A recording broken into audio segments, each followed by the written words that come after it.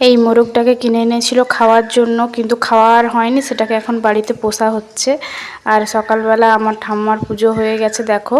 আর এই ফুলটার কথাই আমাদেরকে বলেছিলাম, আমি ভুলে বলে ফেলেছিলাম সাদা জবা, কিন্তু আসলে সাদা নয়, ওটা ঘিয়ে কালারের একটা জবা ফুলের গাছ। তো যাই হোক, আজকে তোমাদের সাথে ওই গাছটাও শেয়ার করব। ওই গাছটাও অনেক বড়।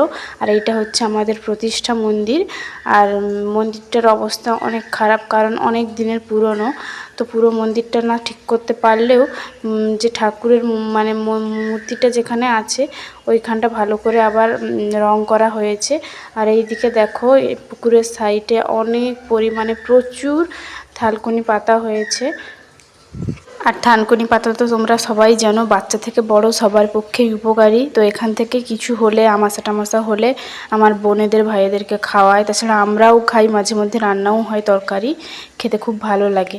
তো দেখো, বর্ষার জলে